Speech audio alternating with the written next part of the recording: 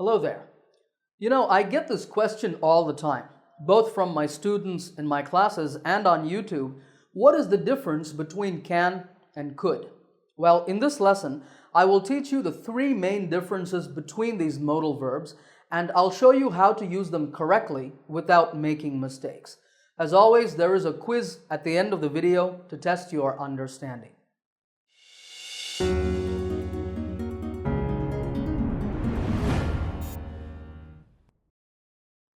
The very first thing you should know is the basic use of can.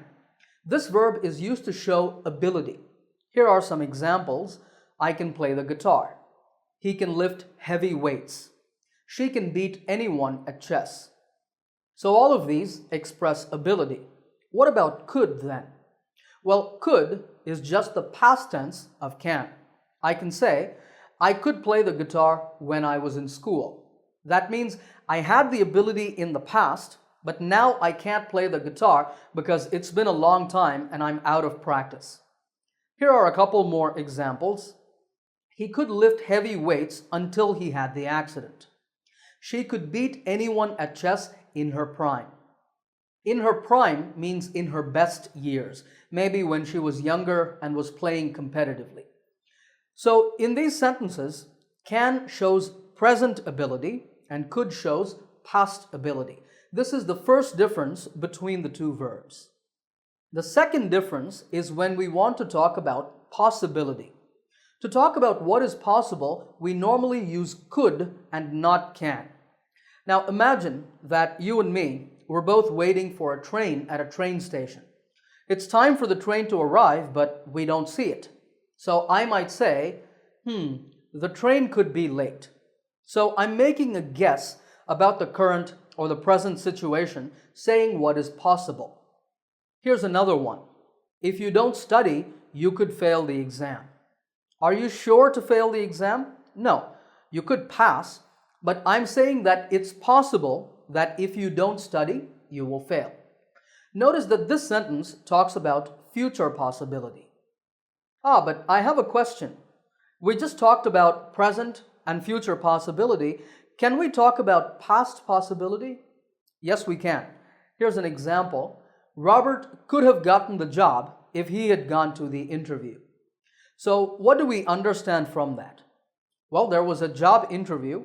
It was possible for Robert to go to the interview and get the job, but he didn't go, so he didn't get the job. Now, as I said before, we use could in all these sentences to talk about what's possible in the past, present, and future. But there is one situation where you can use can, and that is when you want to talk about general possibility. For example, you can catch a cold if you go out in the rain. Traveling across Europe can be quite expensive. You can see that these are just general statements about what is possible in the world. In this case, it's okay to use can, but this use is less common. Normally, when we talk about possibility in our lives, we use could. Remember that. All right, let's now move on to the final use of can and could, and this is in polite expressions when we talk to people.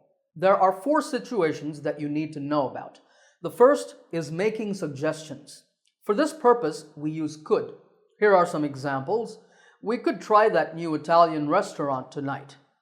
You could ask your sister to lend you some money.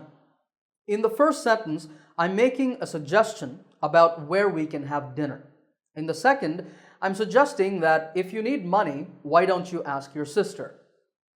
Using could just makes it very polite. The second situation is making requests. Here, both can and could are possible. Can you pass me the salt? Could you pass me the salt, please? Or on the phone, can I speak to Rahul? Could I speak to Rahul, please? Did you notice I said please at the end of the sentences with could? That's because could is more polite than can.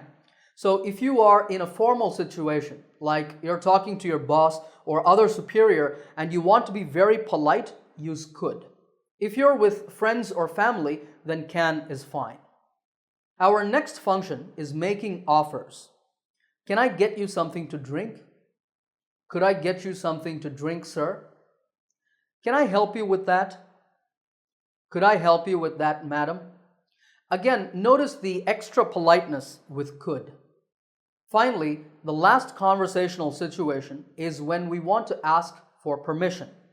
Here are some sentences. Can I borrow your pen? Could I borrow your pen, please? Can I take the day off tomorrow? Could I take the day off tomorrow?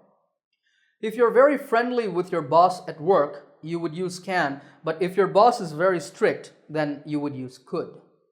Okay, if you're ready, it's now time for the quiz to see if you can use can and could correctly.